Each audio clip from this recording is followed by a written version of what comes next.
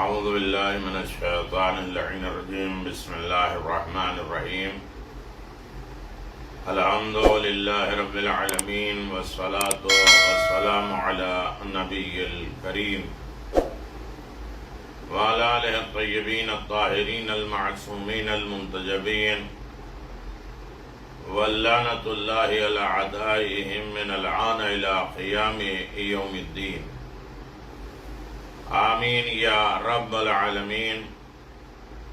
اما بعد فقد قال اللہ تبارک و تعالی فی قرآن مجید بسم اللہ الرحمن الرحیم یا ایہا الذین آمنوا کتب علیکم الصیام کما کتب علی الذین من قبلکم لعلکم تتقون. صدق اللہ العلی العظیم و صدق رسولہ النبی الکریم. سامعین گرامی قدر، ناظرین محترم، ماہ رمضان فضیلت، ان تمام عبادتوں کے مقصد اور اس کی اہمیت، اس کی رفعت اور بلندی کے سلسلے میں بات چل رہی ہے. یہ سب کچھ کرنے کا مقصد کیا ہے؟ دعا کی تفصیل کے ضمن آپ حضرات سے گفتگو ہو رہی ہے. ان دعاؤں میں ہم کہتے کیا ہیں اور سمجھتے کیا ہیں اور اس پر عمل کیا کرتے ہیں؟ ماہ رمضان میں صرف دعا پڑھنا کافی ہے یا اپنی دعاؤں کو ذریعے، اپنی دعاؤں سے ہمیں اپنے آپ کو چینج کرنا ہے، وہ مقصد حاصل کرنا ہے، وہ فضیلت جاننا ہے اور وہ اہمیت سمجھ کر اس کے وقار، اس کی رفعت کو سمجھتے ہوئے اس کے فرمانبردار بن جائیں، اس کے مطیع و فرمانبردار ہو جائیں. یہی تو مقاصد ہیں. لیکن ہم اپنی زبان سے نہیں، پیغمبر اسلام احمد مصطفیٰ محمد مصطفیٰ صلی اللہ علیہ وآلہ وسلم یقیناً اہم ترین عبادتوں کے اعتبار سے تمام عبادتوں کے ذمہ دار، تمام پیغام الہی کو پہنچانے والے، نزول قرآن کے اعتبار سے، دستور قوانین کے اعتبار سے پیغمبر اسلام صلی اللہ علیہ وسلم فرماتے ہیں اللہم افتح لی فیہ ابواب فضلک وانزل علی فیہ برکاتک ووفقنی فیہ لموجبات مرضاتک واسکنی فیہ بحبوحات جناتک یا مجیب الدعوت المضطرین. خدایا آج کے دن میرے لیے اپنے فضل و کرم کے دروازے کو کھول دے اور مجھ پر آج اپنی برکتوں کو نازل فرما اور آج مجھے اپنی رضا خوشنودی کے اسباب و ذرائع اختیار کرنے کی توفیق دے دے اور آج مجھے اپنے بہشت باغوں کے مرکزی جگہوں میں سکونت، اطمینان عطا فرما. اے پریشان حال لوگوں کی دعائیں قبول کرنے والے پروردگار، یقیناً دعاؤں میں بہت سی چیزیں ہیں، بڑی لطافت ہے، ہماری زندگی کا محور بھی ہے، نگرانی بھی ہے. ان دعاؤں میں 4 اہم ترین مطالب ہیں. ویسے تو زبان وحی سے نکلی ہوئی یہ باتیں ہیں، یہ دستور ہیں، یہ نصیحتیں ہیں. جتنا بھی اسے سوچا جائے، فکر کیا جائے، غور کیا جائے کم ہے. پہلی چیز ہے اللہ کے فضل و کرم سے فیضیابی. کیسے اللہ کے فضل و کرم سے ہم فائدہ اٹھا سکتے ہیں؟ برکتوں کا نزول کیا ہے؟ معبود کی رضا اور خوشنودی کے حصول کی توفیق. جنت میں اہم مقام پر سکونت کی دعا. جنت میں جانے ہی کا مال نہیں ہے، اہم ترین جگہ کیا ہے؟ اب دیکھیے، اللہم افتح لی فیہ ابواب فضلک. فضل کے معنی الفضل زیادت عن الاقتصار. فضل یعنی زیادہ برتری کے ہیں۔ قرآن کریم میں فضل، برتری، عطیہ، رحمت کے معنی میں آیا ہے۔ عطیہ اور رحمت جو خدا کریم اپنے بندوں پہ نازل فرماتا ہے، اس پر ضروری نہیں ہے کہ وہ نازل کرے، باوجود اس کے وہ از روئے لطف و کرم نازل کرتا ہے۔ اللہ کے اوپر واجب نہیں ہے، اللہ کے اوپر فرض نہیں ہے، لیکن اس کا فضل و کرم ہے پروردگار کا کہ اس نے نازل کیا ہے، بتایا ہے، اور اللہ تبارک و تعالیٰ اپنا لطف و کرم جاری رکھتا ہے۔ اللہ اکبر۔ اسی لیے اللہ کا لطف و کرم دراصل فضل اور زیادتی کے معنی ہیں، اردو کا زیادتی نہیں، ورنہ کوئی ظلم ہے۔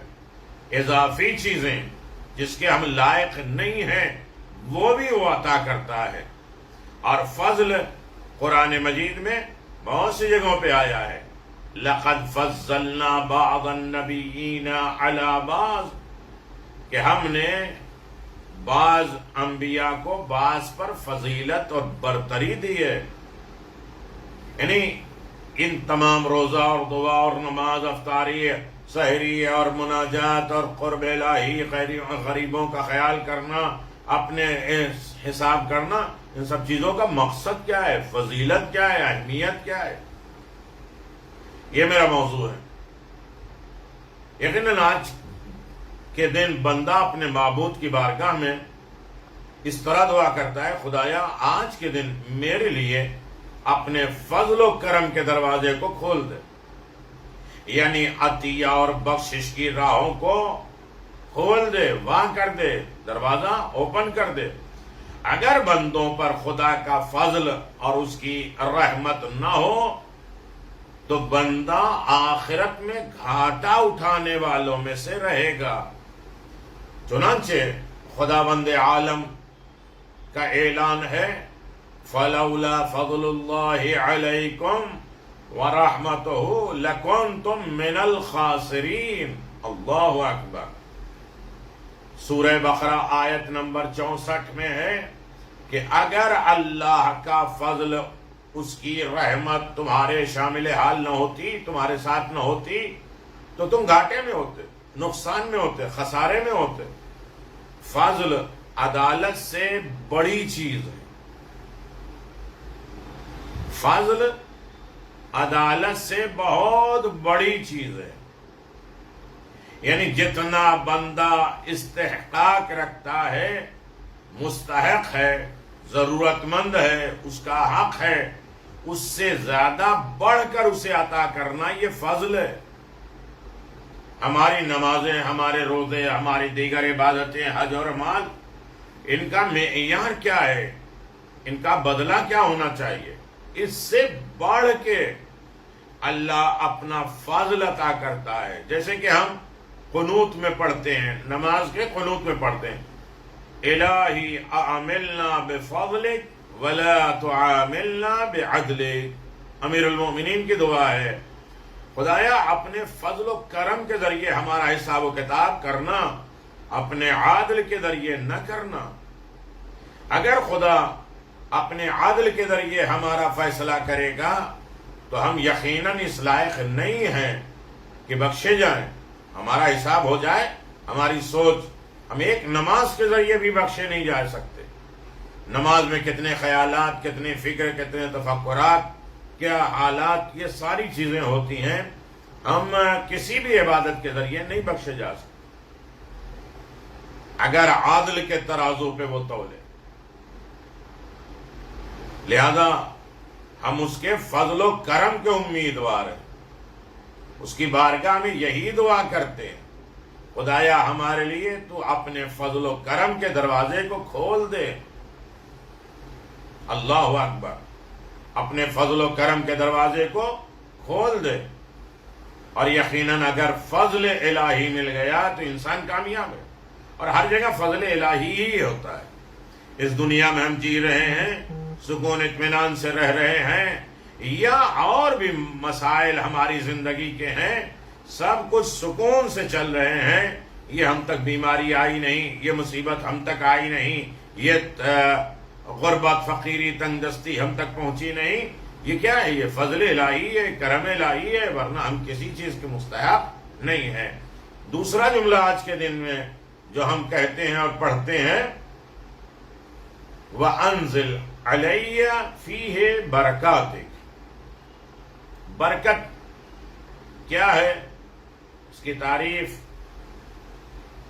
میں آپ کی خدمت میں 2، 3 اور اس کے بعد 11 یا 12 رمضان کے سلسلے میں برکات کے ضمن میں بات ہو چکی ہے۔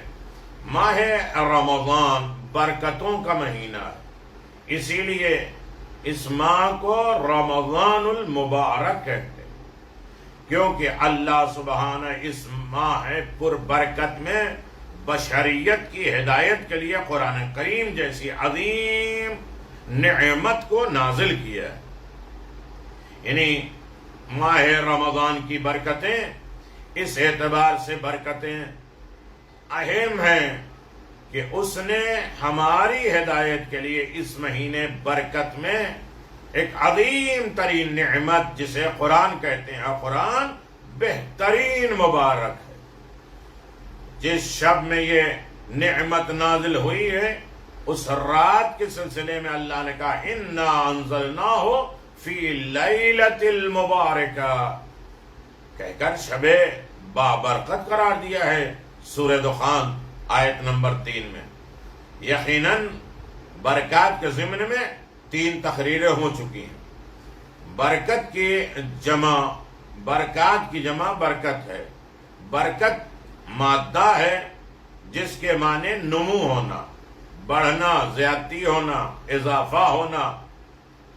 برکت کی تعریف البرکت ثبوت الخیر الہی فی الشیء، خیر الہی کا کسی چیز میں ثابت اور باقی رہنا مبارک ہے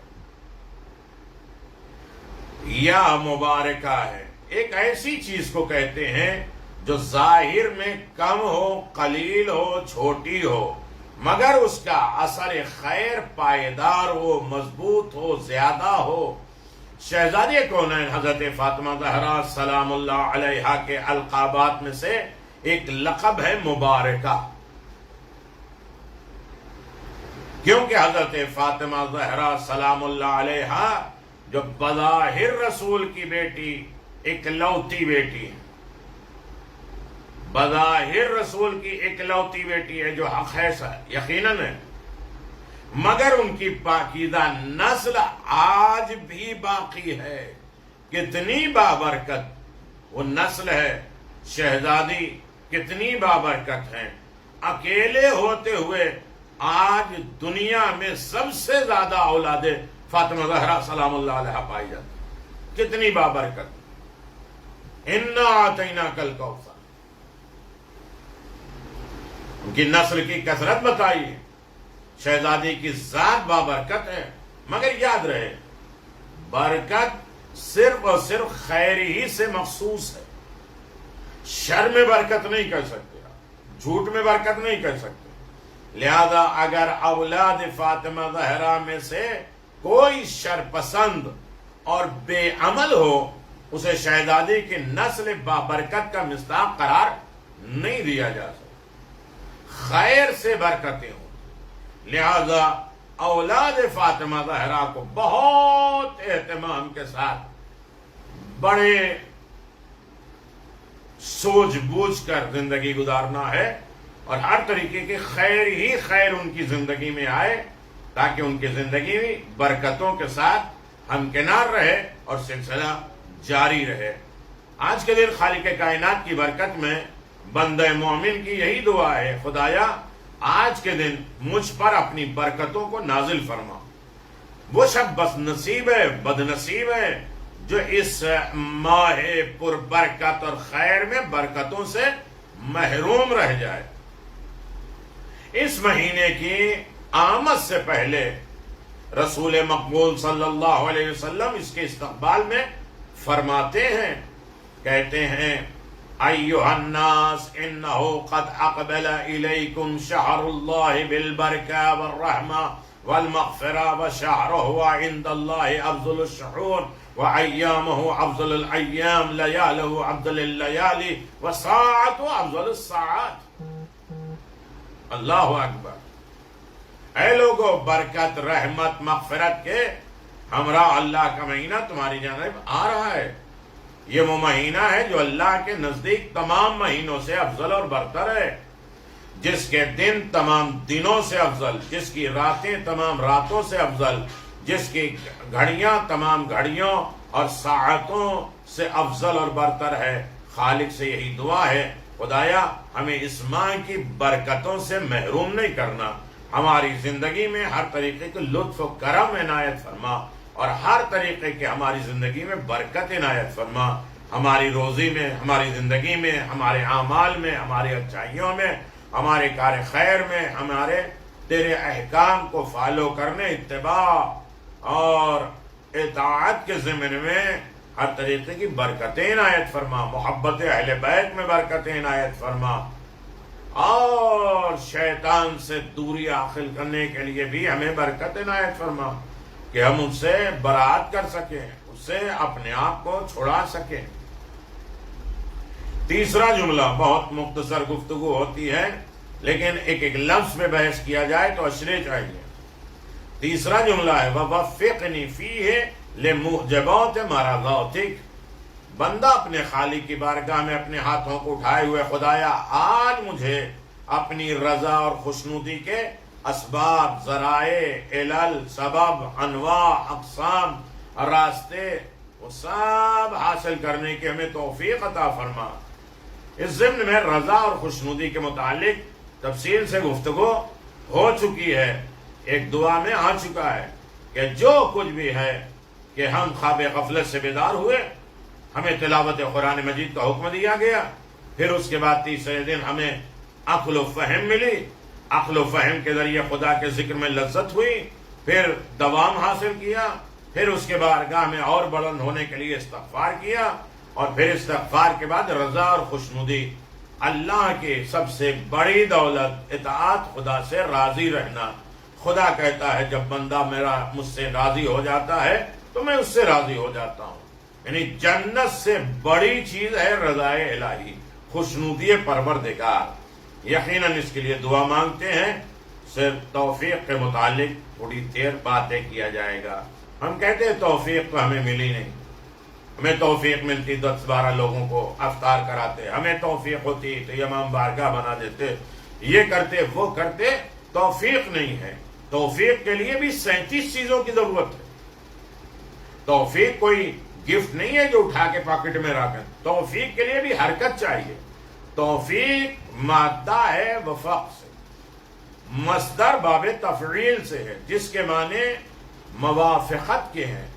اصطلاح میں توفیق یعنی خارج میں تمام ظاہری معنوی اسباب وسائل کا فراہم ہونا اور باہم موافق ہونا، اور اس کا خدا ہی کے دست قدرت میں ہونا۔ یہ سارا اسباب خدا کے ہاتھ میں، سارا نظام پروردگار کے ہاتھ میں۔ مقصد دیکھیے، فضیلت دیکھیے، اہمیت دیکھیے۔ اگر انسان کسی نیک کام کو انجام دیتا ہے تو اس نیک کام کو انجام دینے کے لیے جو مقدمات فراہم ہوتے ہیں، جن کی وجہ سے انسان اس نیک کام کو کر گزرتا ہے، وہ سب اللہ کے ید اختیار میں ہے، اللہ ہی کے ہاتھ میں ہے۔ جو کچھ بھی نظام الہی توفیق مانگتے ہیں، توفیق کا مطلب ہی یہی ہے کہ موافقت کرنا۔ توفیق 37 چیزوں سے ملتی ہے، ہر جگہ اللہم ارزقنا توفیق عطا۔ توفیق کیا ہے؟ انسان کسی نیک کام کو انجام دیتا ہے تو اس نیک کام کو انجام دینے کے لیے جو مقدمہ ہوتا ہے، جو اس کا فرسٹ ہوتا ہے، اس کے لیے راستہ ہموار کرنا۔ یعنی انسان نماز تو پڑھے گا، نماز کا مقدمہ کیا ہے؟ وہ آمادگی، وہ تیاری، وہ طہارت، اور وہ تمام نجاستوں سے بچنا، اپنے آپ کو آمادہ کرنا۔ یہ سوچ خیال ذکر الہی ایسے نہیں آئیں گے معصومین وضو کرتے تھے تو کانپتے تھے. مولا کائنات اپنے حجرے سے نکل گئے مرتا آسمان کی طرف دیکھتے تھے, ہاں یہ وہی رات ہے جس میں علی خوف ہے, خوف خدا میں رو رہے ہیں. یہ مقدمہ ہے عبادت سے پہلے, کتنی سوچ ہو, اور جن کی وجہ سے انسان اس نیک کام کو کر گزرتا ہے. یعنی اچھا مقدمہ, اچھی سوچ, اچھی فکر ہو تو انسان نیکی کر لیتا ہے, اور وہ سب اللہ ہی کے اختیار میں ہے.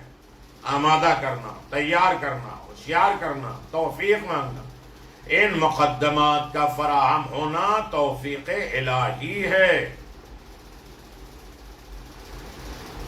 ہر نیک کام کے لیے جو آمادگی ہوتی ہے, تیاری ہوتی ہے, وہ توفیق الہی ہوتی ہے. منزل تک بھی پہنچاتا ہے پروردگار, لیکن سوچ اگر نہ آئے, خیال نہ آئے, خلوص نہ پیدا ہو, یقیناً توفیق الہی. امام جعفر صادق علیہ السلام کی حدیث کی روشنی میں اگر دیکھیں تو ہمارے امام فرماتے ہیں, اے فرزند رسول, خالق کائنات نے قرآن مجید میں جناب شعیب کی حکایت کو ان کی زبانی نقل کرتے ہوئے فرمایا ہے, وما توفیقی الا باللہ, مجھے صرف اللہ ہی سے توفیق ملتی ہے. اب یہ نہ کہیں کہ ہمیں تو توفیق ہی نہیں کسی کام کی. توفیق کے لیے اسباب فراہم ہوتے ہیں, مقدمہ بنایا جاتا ہے, مزاج بنایا جاتا ہے, فکر آمادہ ہوتی ہے. مجھے صرف اللہ ہی سے توفیق ملتی ہے. اور ایک جگہ پہ خود قرآن مجید نے کہا, ان ینصر اللہ فلا غالب لکم وَأَن يَخْذُلْكُمْ فَمَنْ ذَا الَّذِي يَنْصُرُهُ مِنْ بَعْدِهِ. مسلمانوں, اگر اللہ تمہاری مدد کرے گا تو پھر کوئی تم پر غالب نہیں آئے گا. اللہ کی اگر مدد ہے تو یہ بیماری, یہ خرابی, یہ پریشانیاں, وہ حملے, وہ دشواریاں, وہ ظلم, وہ ستم, کوئی چیز ہم پر غالب نہیں آئے گی. یہ کریم پروردگار کا کرم ہے, لطف عنایات ہے کہ اللہ کہتا ہے توفیق یہ ہے کہ اگر پروردگار کی نصرت مل گئی. ویسے تو ہی اللہ نے خود قرآن مجید میں اعلان فرمایا, ان تنصر اللہ ینصرکم, اگر تم میری مدد کرو گے تو میں تمہاری مدد کروں گا. یعنی خدا یہ کہہ رہا ہے کہ یقیناً جب تک تم میری مدد نہیں کرو گے میں تمہاری مدد نہیں کروں گا. آج ہر وقت دعا مناجات انسان لگا ہوا ہے کہ خدا کی مدد مل جائے, یہ مصیبت, یہ پریشانی, دشواری چلی جائے. پہلے دیکھیں کہ ہم نے خدا کی کتنی نصرت اور مدد کی, اس کے دین کی, اس کے احکام کی, اس کے بھیجے ہوئے نبی اور امام کی, اس کے تمام قوانین کی کتنی ہم نے حفاظت کی ہے, اور کتنا ہم نے اس کے اوپر عمل کیا ہے. اللہ کی نصرت اور مدد اگر ہو جاتی ہے تو وہ کوئی بھی اس کے اوپر غالب, کنٹرول نہیں کر سکتا. اور اگر اللہ تمہارا ساتھ چھوڑ دے, قرآن کہہ رہا ہے ان یخذلکم, اگر اللہ تمہارا ساتھ چھوڑ دے پھر کون ہے جو تمہاری مدد کو پہنچے. آج ہم دواؤں کے ذریعے اپنے آپ کو صحت کرتے ہیں, صحت مند بناتے ہیں, تو دواؤں کو بھی کس نے آرڈر دیا؟ یہ کائنات میں دوا کے تمام اسباب, مادہ کس نے بنایا؟ وہ کیسے آرڈر کرتا ہے یہ دوا فائدہ کرے, یہ دوا فائدہ کر لے, ایک مت فائدہ کرے؟ یہ سب کچھ خدا کے ہاتھ میں. لیکن اگر خدا چھوڑ دے, اس نے ناصر بھیجے ہیں, نصیرہ بھیجا ہے, مدد کرنے والا بھیجا ہے. یقیناً اگر خدا چھوڑ دے تو پھر کون ہے جو ہماری مدد کر سکے؟ اس سے مراد کیا ہے, اس کا مطلب کیا ہے؟ سورہ آل عمران میں ہے, آیت نمبر 160. امام فرماتے ہیں اگر کوئی بندہ دستور الہی کے مطابق, قانون پروردگار کے مطابق اسے فالو کرے, قانون کے مطابق, لا کے مطابق, اللہ کے آرڈر کے اعتبار سے زندگی اطاعت اور عبادت الہی انجام دے, تو وہ بندہ موافق یعنی صاحب توفیق کہلاتا ہے. جیسا کہا ہے اللہ نے, جس طرح کہا ہے اس میں نہ ہماری خواہشات آئے، نہ چونچرا آئے، نہ ہماری ذاتیات آئے۔ ہماری ذاتیات کا مسئلہ ہوتا ہے ہماری ذاتی دشمنی کس سے ہے اور ذاتی دوستی کیا ہے۔ نہیں، خدا کی اطاعت اور عبادت کو اس انجام میں اس طرح سے اس کے قانون کو فالو کریں کہ جیسا اس نے کہا ہے اسی کے مطابق، تو وہ بندہ موافق یعنی توفیق کہلاتا ہے، توفیق کے اعتبار سے کہلاتا ہے، کیونکہ وہ دستور الہی کے مطابق اپنے عمل کو انجام دیتا ہے، قانون الہی کے مطابق عمل کرتا ہے۔ اگر بندہ اللہ کی نافرمانی اور معصیت انجام دینے کا ارادہ کرے مگر خدا اس کی راہ میں حائل ہو جائے، نہیں کر پائے برائی، لاکھ کوشش کرے اور اس کو انجام دینے سے رک جائے، تو یہ ترک گناہ بھی توفیق خدا ہے کہ ہم اپنی مرضی سے گناہ سے نہیں رکے، یہ اللہ کا احسان ہے، توفیق ہے، جس کی وجہ سے ہم گناہ کرنے سے باز آ گئے۔ ہاں، اگر خدا اس کی اور معصیت کے درمیان حائل نہ ہوا، اس کے گناہ اور اس بندے کے درمیان میں رکاوٹ نہیں بنا، تو بندے کو خود اس کے حال پہ چھوڑ دیا اللہ نے، تو ایسی صورت میں وہ بندہ گناہ کا مرتکب ارتکاب کر لیتا ہے، گناہ کر لیتا ہے، تو یہ توفیق الہی سے محروم رہنے کی بنا پر ہے۔ اگر توفیق الہی چھین گئی تو ہم شیطان کے ہو گئے، اس کی اطاعت کرنے والے ہو گئے، اور اس کے بعد ہم نے معصیت کر لی، غلطی کر لی، گناہ کر لیا۔ اگر خدا کریم اپنے بندے کو ایک لمحے کے لیے بھی اس کے حال پہ چھوڑ دے تو پھر وہ بندہ گمراہی کا شکار ہو جائے گا۔ لہذا ائمہ معصومین سے منقول بھی یہی دعا میں یہ فقرہ موجود ہے، خدایا مجھے میرے حال پر نہ چھوڑنا، میرے خالق میرے حال پر نہ چھوڑنا۔ لہذا خدا سے ہمیشہ توفیق کی دعا کرتے رہنا چاہیے۔ مولا کائنات امیر المؤمنین علی بن ابی طالب علیہ السلام فرماتے ہیں التوفیق عنایت، توفیق ایک عنایت گفٹ تحفہ ہے۔ ایک اور مقام پر ارشاد فرماتے ہیں التوفیق اول النعمہ، توفیق پہلی نعمت ہے، اول نعمت ہے۔ اللہ اکبر۔ التوفیق رحمت، توفیق رحمت ہے، رحمت الہی ہے۔ لہذا خالق کی بارگاہ میں ہمیشہ توفیق حاصل کرنے کی دعا ہمیں کرتے رہنا ہے۔ اللہ تیرے قانون کو فالو کرنے کے لیے، تیری عبادت تیری اطاعت کے حساب سے جو تو نے قانون بنایا، جو تو نے راستہ بنایا، جیسی سوچ تو نے دی ہے اس کے مطابق عمل کرنے کی توفیق دے دے، یہی توفیق الہی ہے۔ چوتھا فقرہ آج کی دعا میں خلاصے کے طور پہ میں بات تمام کر دوں کہ وَأَسْكِنِي فِيهِ بِحُورِ الْجَنَّاتِ، خدایا جنت کے باغوں کی مرکزی مقام پر میرا مسکن قرار دے۔ صرف جنت میں نہ ڈال دے، جو مین جگہ ہے جنت کی، مرکز ہے جنت کے دار الخلافہ جہاں ہے، اس جگہ ہمیں پہنچا دے۔ بحبوح کے معنی درمیان کے، ظاہر سی بات ہے ہر جگہ کا مرکزی مقام ایک خاص اہمیت رکھتا ہے۔ مرکز کیا ہے؟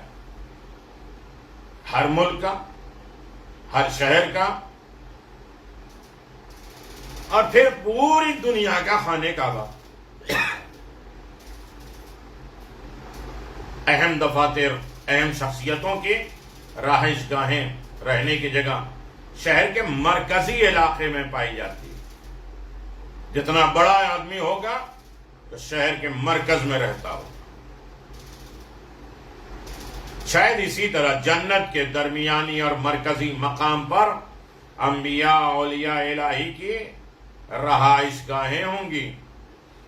اسی لیے بندہ اپنے مالک سے بدست دعا ہاتھ اٹھا کے دعا مانگ رہا ہے، خدایا مجھے جنت کے مرکزی مقام پر رہائش عطا فرما، انبیاء اور صالحین کی ہم نشینی عطا فرما، اور یقیناً جنت اور جنت کے اسباب، جنت کے وسائل کے سلسلے میں بات ہو چکی ہے اور یہ یقیناً آپ نے اسے توجہ کے ساتھ سنا. جنتی ہونے کے شرائط کیا ہیں؟ مرنے کے بعد جنت نہیں ہے. جنت میں رہو گے تو جنت میں جاؤ گے. چلتا پھرتا جنتی. پیغمبر کی خدمت میں ایک شخص آیا اور کہہ رہا ہے کہ میں گناہگار ہوں. پیغمبر نے اسے کہا کہ توبہ کرو، استغفار کرو. جو جانے لگا پیغمبر اسلام نے کہا یہ دیکھو چلتا پھرتا جنتی جا رہا ہے. ابھی زندہ ہے، جنتی ہے. ہم ہر مجلس کے بعد، محفل کے بعد ایک دوسرے کو توجہ کے ساتھ یہ دیکھیں کہ یہ جنتی جا رہا ہے. اعتراضات، فتنے، فسادات، اختلافات اور کسی کی حج و توہین بالکل نہ کریں، اس لیے کہ پتہ نہیں کون جنتی ہے. یہ جنت یہی دنیا میں ہمیں بنانا ہے، وہاں تو جا کے رہنا ہے. ایک ایک اینٹ ہمارا عمل جنت بناتا جا رہا ہے. تو چلتا پھرتا جنتی ایک موضوع تھا میرا جو اشرے ہوئے. وہ کون کون سی چیزیں جب انسان زندگی میں جنت اور چلتا پھرتا جنتی کہلائے گا. رسول مقبول صلی اللہ علیہ وسلم کا ارشاد ہے اگر تم لوگ 6 چیزوں کو مجھ سے لے کر اس پر عمل کرو تو میں قیامت کے دن تمہارے لیے جنت کی ضمانت. 6 چیزیں میری بات مان لو. کبھی بھی جھوٹ سے کام نہ لو. اللہ، بنتا ہو بنے، بگڑتا ہو بگڑے، کوئی مانے نہ مانے، کوئی اختلاف کرے، کوئی دوستی کرے، کچھ بھی ہو جائے جھوٹ سے کام نہیں لے. اگر جھوٹ سے کام نہیں لوگے تو اس کا مطلب یہ ہے کہ تم جنتی ہے، پیغمبر نے جنتی کی ضمانت دی ہے. صادق بنو، سچے بنو، صدیق کے ساتھ ہو جاؤ، صدیقین کے ساتھ ہو جاؤ تو جنتی کی علامت تو یہی ہے. امانت میں خیانت نہ کرو. مالی، قولی، فعلی، کسی طریقے کی امانت میں خیانت نہیں ہے. تفصیل کا بالکل وقت نہیں ہے. وعدہ خلافی نہ کرو. عالم ارواح میں جو ہم نے وعدہ کیا ہے وہ بھی، بندوں سے جو کیا ہے وہ بھی، خدا سے جو کیا ہے، نبی سے کہا، قرآن سے کہا. شب قدر میں قرآن سر پر رکھ کے کتنے وعدے لیے ہم نے. 10 نام لے کے قسمیں کھائیں، واسطہ دیا ہے کہ جو کچھ بھی قرآن میں ہے وہ حق ہے.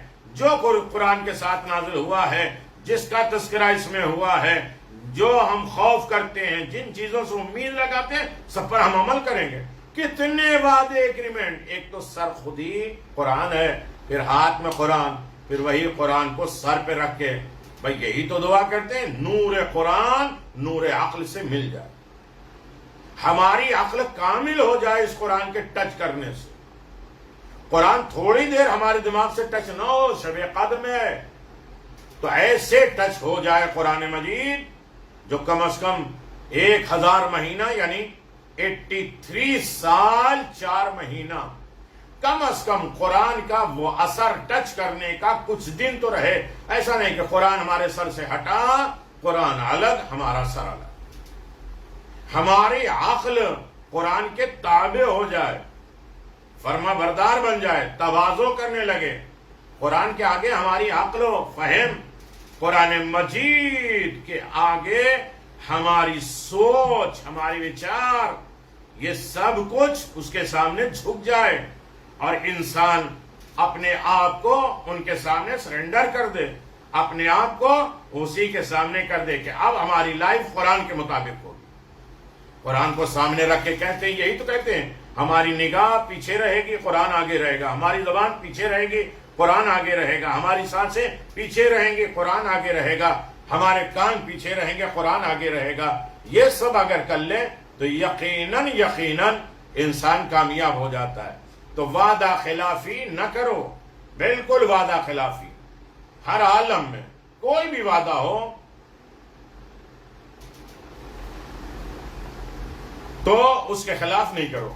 شہوانی خواہشات کی بے جا پیروی مت کرو.